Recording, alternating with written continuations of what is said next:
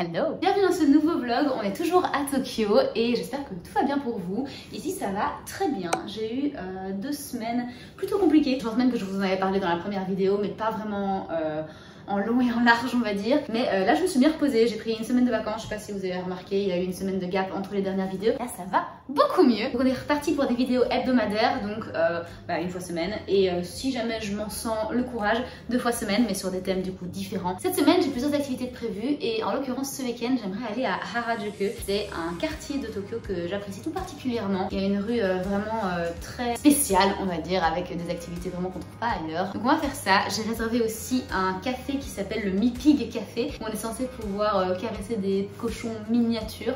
Ça s'appelle des micro pigs, c'est pour ça que ça s'appelle Mi Pig, micro pig. Si vous êtes nouveau sur la chaîne ou que vous venez ici régulièrement et que vous n'êtes pas abonné, s'il vous plaît abonnez-vous, ça me fait toujours super plaisir. Et c'est un like, c'est aussi bon pour l'algorithme, et un commentaire, ça me ferait très plaisir d'interagir avec vous. Je trouve qu'on n'interagit pas assez sur cette chaîne, donc n'hésitez pas à faire tout ça, donc abonnez, like et commentaire ici en bas, ça me ferait grave plaisir. Et on y va pour le reste de la vidéo.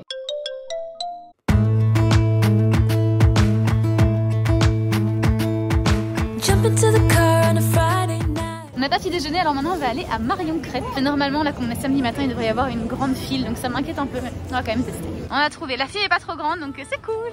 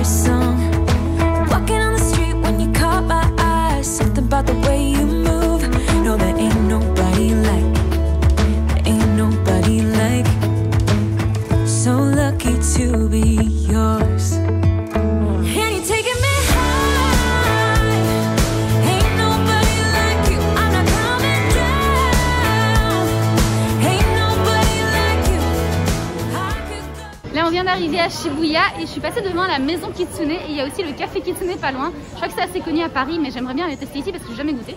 Donc on va aller tester le café de café Kitsune du coup.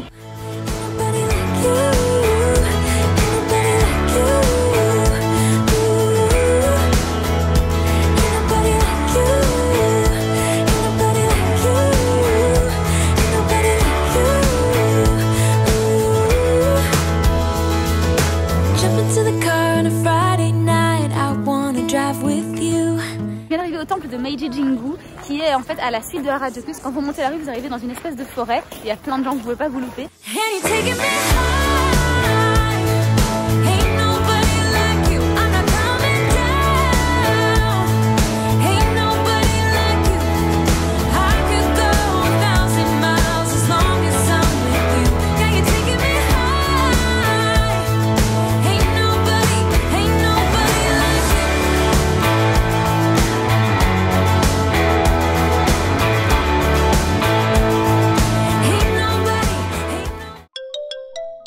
Cette semaine, mon copain part pour un business trip, donc je serai toute seule à la maison. Donc j'ai tout l'appartement juste pour moi. Donc autant vous dire que je vais passer ma vie à regarder des séries et à mettre la musique à fond. Mais on va quand même essayer de se mettre une discipline, à savoir une discipline sportive. J'ai commencé ce matin un challenge de clothing qui est sur 28 jours, donc c'était ma première fois aujourd'hui. Ça s'est passé relativement bien, mais je pense que demain je dirai pas la même chose. Et là maintenant je vais aller à l'ouverture d'un salon qui refait les ongles en gel, parce que la dernière fois que je les ai fait c'était à Melbourne et la dame me les avait pas limés à la même longueur. Donc quand ils ont commencé à pousser ça se voyait vraiment très fort et ça me dérangeait. Donc je les ai coupés et forcément quand on coupe des ongles en gel ils commencent à s'effriter. Du coup c'était juste devenu moche et j'ai pas encore trouvé le temps pour y aller, donc on va faire ça ce matin. Franchement je vais pas vous mentir, ça fait 2 semaines que je me traîne des ongles vraiment pas top, juste parce qu'en fait il fait tellement froid à Tokyo ces dernières semaines que j'avais vraiment la flemme d'aller au salon.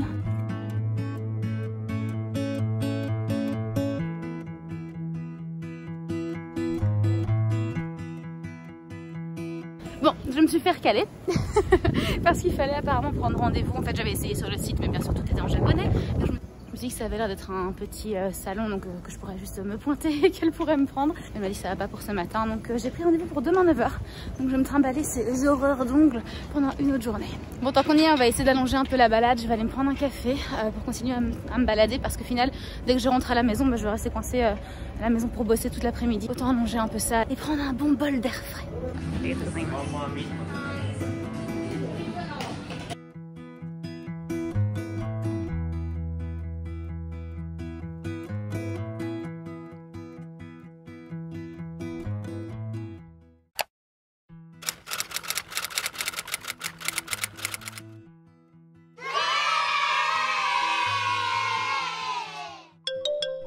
Je me suis rendu compte que je vous avais pas montré les achats que j'avais fait chez Uniqlo il y a quelques jours de ça, donc quand j'étais à Harajuku. Donc je vais vous montrer ça maintenant. Il y a que 2 trucs, mais quand même ça vaut peut-être la peine de vous montrer. Tout premièrement, j'ai acheté ce t-shirt-ci. C'est de la Spy Family, donc c'est un manga que j'ai commencé à regarder, mais je suis pas encore très loin dedans, donc je suis pas encore une experte.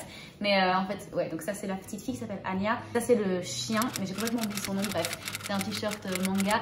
En fait, chez Uniqlo, ils font souvent des collections un peu spéciales sur un thème. Donc là, en l'occurrence, c'était le manga Spy Family, mais il y avait aussi, je pense, le thème Pokémon il y a quelques semaines de ça. Quand on était à Toronto, il y avait d'autres types de thèmes. Il y a souvent aussi le thème Disney qui revient. Il est un petit peu en continu, le thème Disney. J'ai vraiment pas beaucoup de fringues ici. Comme vous savez, on voyage très très léger depuis qu'on est parti, puisque j'ai une valise de taille Ryanair. Vous la voyez là-bas, c'est la rouge, c'est la bleue, celle de mon copain. Qui dit pas beaucoup de fringues dit que les vêtements qu'on a, ils sont en perpétuelle rotation et en perpétuel cycle de lavage.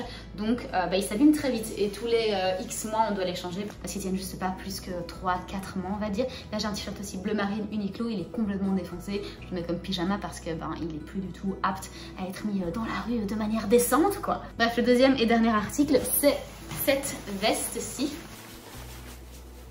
Voilà pour la veste. Donc on peut resserrer la corde qui est à l'intérieur pour donner un effet un peu plus cintré à la taille, et ça donne aussi un chouette effet d'un petit peu...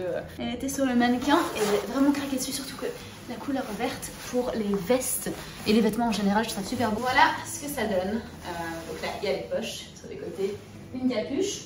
Toujours utile, et je pense que ça va bien avec ce modèle de toute façon de veste un peu extérieure, un petit peu veste de pluie. Au niveau des poignets, on a aussi ces petites pressions si jamais on veut resserrer. J'aime beaucoup, je ne pourrais pas la mettre avant probablement un petit temps étant donné qu'il fait quand même très très froid ici à Tokyo pour l'instant.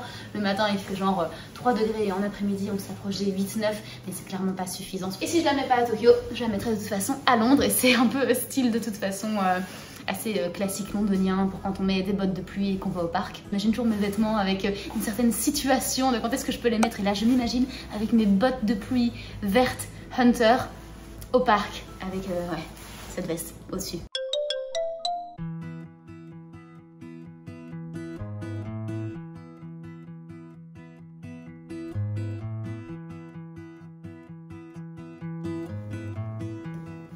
Je voulais aborder un dernier point avec vous avant de clôturer cette vidéo, et c'est une question qu'en fait beaucoup de mes amis me posent, et donc je vais répondre si jamais vous posez la question également. Et la question c'est comment on fait au niveau de tout ce qui est internet en rue depuis qu'on voyage. Clairement, si vous allez voir vos compagnies mobiles actuelles, elles vont toutes vous dire qu'elles ont un plan vers l'international et tout, ce qui en général est une énorme arnaque. On s'était renseigné pour II, pour Vodafone, c'est des boîtes de téléphonie mobile anglaises. On a été voir 3 différentes compagnies mobiles qui nous ont tout dit qu'elles avaient des plans internationaux, et quand on a regardé en ligne un petit peu les reviews, parce qu'on ne se serait pas lancé là-dedans sans avoir un petit peu regardé les opinions en ligne, il s'avérait que les gens étaient vraiment ultra fâchés. Beaucoup de gens ont dû aller en justice au bout d'un certain seuil. Par exemple, vous avez, je sais pas, 3 gigas par mois à l'international, et quand vous avez fini ces 3 gigas, vous commencez à être débité sur votre compte directement, et donc les gens se retrouvaient avec un crédit immense, et ça on voulait absolument éviter. Donc ce qu'on a fait, c'est qu'on s'est renseigné sur les eSIM. Tous les téléphones ne supportent pas la eSIM, mais si vous regardez sur internet votre modèle de téléphone, vous tapez votre modèle de téléphone eSIM, vous verrez s'il les supporte ou non. J'ai 2 apps sur mon téléphone.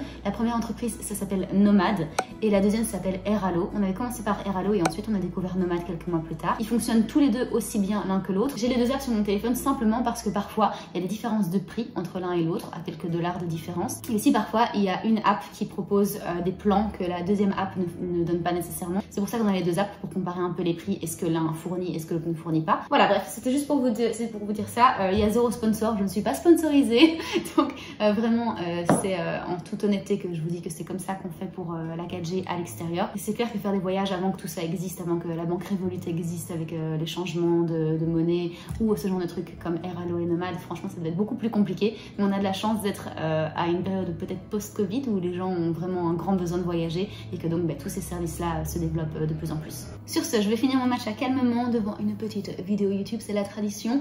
Et on se revoit la semaine prochaine. N'hésitez pas à vous abonner à la chaîne si cette vidéo vous a plu. Et d'ailleurs, même si elle vous a pas plu, s'il vous plaît, abonnez-vous à la chaîne. Et laissez un commentaire et un like, ça fait toujours super plaisir. Et on se revoit la semaine prochaine.